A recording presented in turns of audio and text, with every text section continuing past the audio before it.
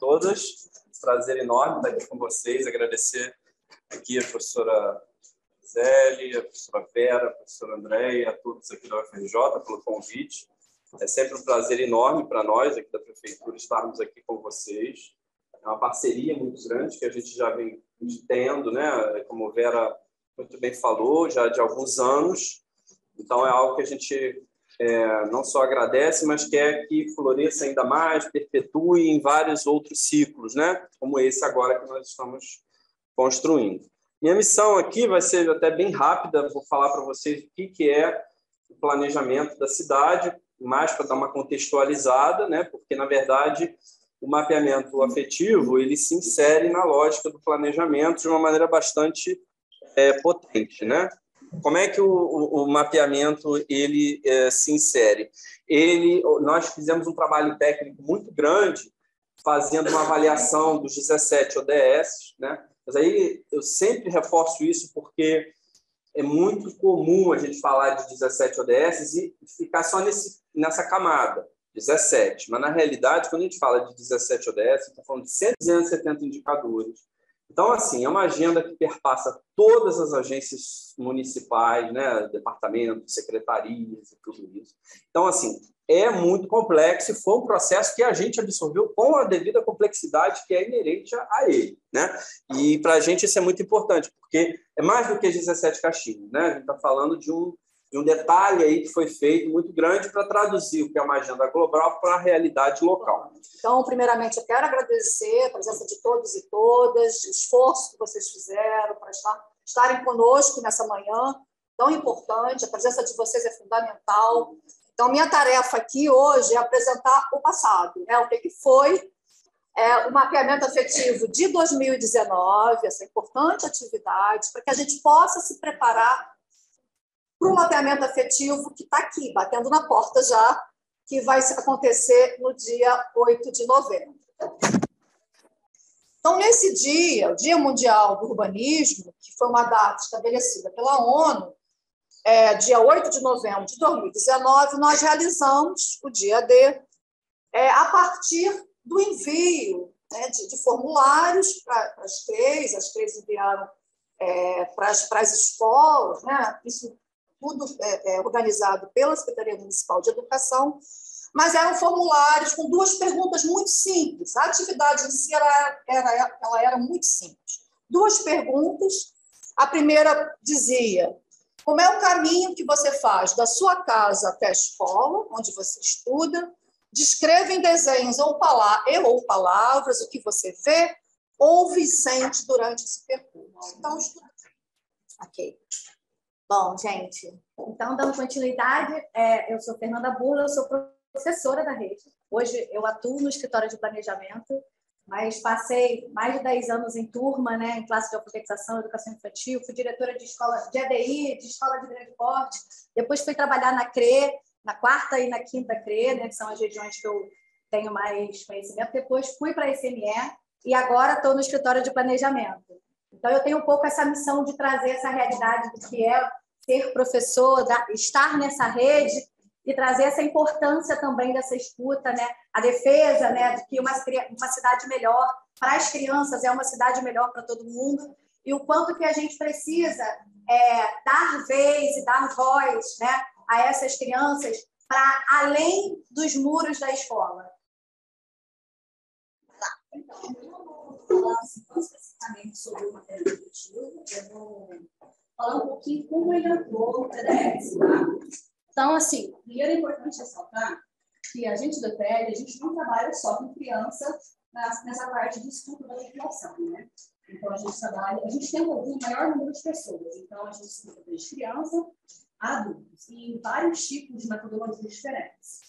E tanto para o PDS como para outros trabalhos nossos, a gente tem um foco muito grande na transparência das situações. Então, a gente escuta, a gente analisa, a gente aplica nos planos, nos projetos, e a gente devolve para a população os resultados.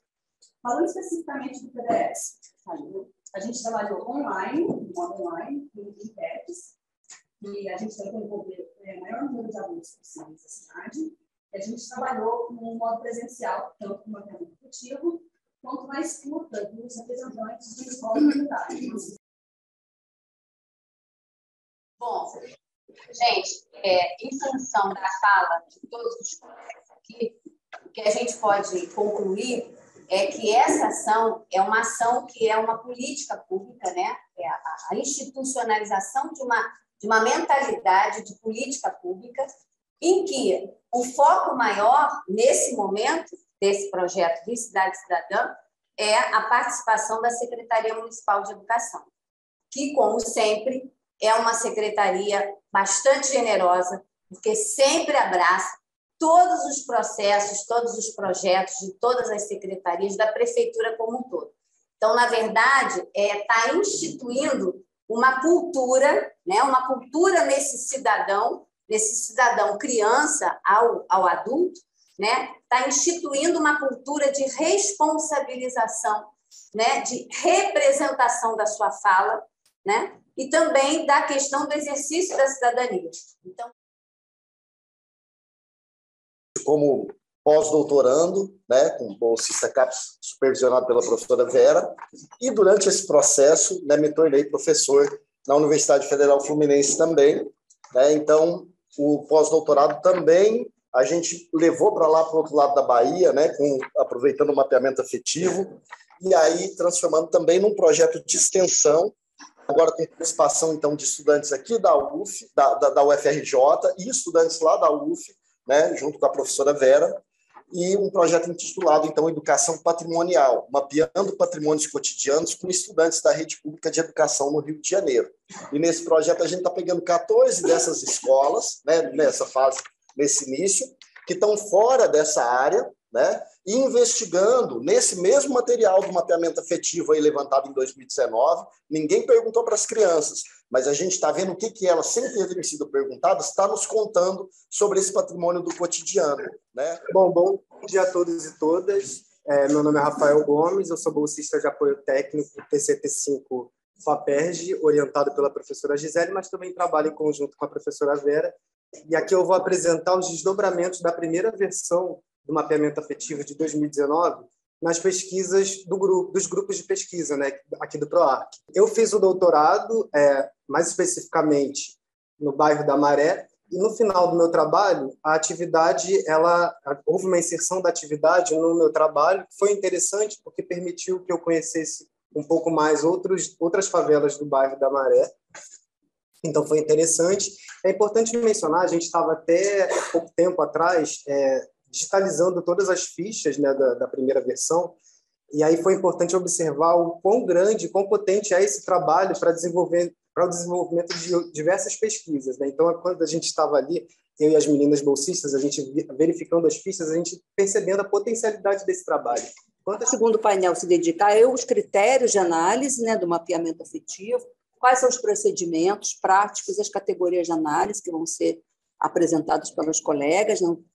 Sempre objetivando produção coletiva, né? Protagonismo de crianças e jovens, mas também dos professores, dos diretores, dos funcionários, não é só, o sistema é também, né, coletivo, a reflexão, né, a participação em formação cidadã, a espacialização de georreferenciamento. Meu laboratório se dedica ao georreferenciamento, né? O meu apoio técnico, Rafael Dumont, está por aqui. Com isso, a gente consegue espacializar os dados, espacializados e cruzar dados, né? E, de novo, destacando aí o quinto elemento, é a importância da rua. A rua é o espaço livre público mais importante, mais capilar, mais significativo de todos os espaços livres públicos. Ele é o que a vida cotidiana se dá na rua, né? Digamos assim. Também na praça, no parque, mas a rua é o elemento de ligação do privado, que é a casa, com o público, né? Que é a escola, nesse caso, a escola, né? Eu sou Sofia, sou lá da SUAIR, né, que é justamente a Subsecretaria de Articulação, e a minha equipe é a GAGAP. Então, nós trabalhamos com representatividade, com todo esse processo, por isso que nós acabamos entrando como articuladoras desse processo. Na educação infantil, as crianças têm a sua voz geralmente representada pela visão do adulto.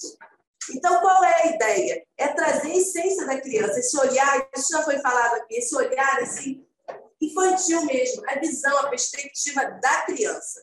E esse material vai ser muito importante para trazer novas políticas, novas ideias e novas estruturas. Da mesma forma que os alunos do EJA, que são pessoas, né, são adultos, já são cidadãos, né? Porém, geralmente são pessoas que ficam à margem. Vou falar rapidamente, novamente.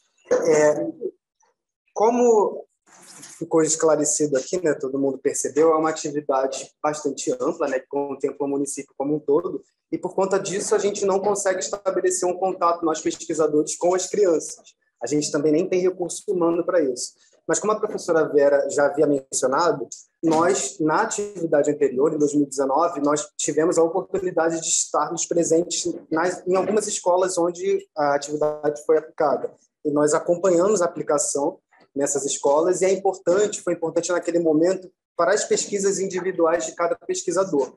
Então, por exemplo, a alocação da gente, né, nessas escolas foi muito nesse sentido, de trabalhar em regiões onde a gente estava desenvolvendo as pesquisas, por exemplo. Então, vamos lá. Gente, eu vou tentar falar pouco, que é difícil, mas eu vou tentar falar pouco para vocês. Eu acho que nesse período, mais importantes são as dúvidas, né, que vocês, as perguntas finais sobre o que vocês entendem. E até a sugestão também, né, do mapeamento para 2022. Então, vamos lá. A partir de 2019, o que veio para 2022, né? Surgiu da gente ter... Isso aqui, aquele lá é o Plano de Desenvolvimento Sustentável, a capinha. Esse daqui é o Plano Estratégico. O Plano de Desenvolvimento Sustentável, que o Daniel já explicou, né, é a longo prazo. O Plano Estratégico é aquele plano de governo de 4 anos. Então, como o Daniel explicou, a gente tem metas no plano estratégico, a gente tem marcos, 2022, 2024. Algumas desses que estão no plano de desenvolvimento sustentável se desdobram aqui para o plano estratégico, é o que tem que ser realizado. Você não vai realizar tudo só em 2020, né? Tem o período. E aí a gente tem, dentro do plano estratégico, o Rio Cidade Cidadã, que foi uma articulação com a Gisele e com a Vera também, né? A gente tem o Conselho da Cidade, elas são conselheiras da cidade, e elas trouxeram como uma das propostas a gente conseguir fazer uma das metas ter os territórios educativos. Perigo. Da mesma maneira que o Alex mostrou na parte anterior uma relação mais específica com o patrimônio, eu vou mostrar como é que a gente está trabalhando. É uma pesquisa muito antiga que eu trabalho, que é Paisagem Sonora, Memória e Cultura, e como é que a gente está junto com o mapeamento afetivo, né? Então, junto com a Gisele, com a Vera, agradeço essa participação, agradeço a prefeitura. Eu posso estar coletando essas questões de som, de paisagem sonora das crianças, tá? Então, está junto, não está deslocado, mas é mais específica a questão do som. Então, ao longo desses anos todos, eu posso afirmar, tá, que sons são capazes de identificar lugares. Então, tem muitos relatos dessas crianças que a gente já sabe ali, pela questão de som que elas falam, aonde que elas estão. Minha fala também vai ser breve. Na verdade, eu vou trazer aqui algumas recomendações para essa aplicação, né? Já foi falado pela Fernanda, pela Thaís, de como o material foi rico, que a gente recebeu em 2019. Tinham maquetes lindíssimas, painéis coletivos, então toda uma riqueza, uma potência de material que foi produzido pelos educadores, que a gente incentiva, que é bacana, que é importante, mas que a gente não conseguiu tabular. Então, nesse sentido, né, a ideia é que as instituições participantes elas sigam realmente o formulário que foi enviado. Então, esse formulário é muito simples, né? As 2 perguntas elas se mantêm, são as mesmas perguntas que a gente fez em 2019, exatamente iguais. E tem aqui um exemplo de formulário, né, um questionário. E tem essa primeira parte aqui, gente, que está aqui em vermelhinho, que é muito importante,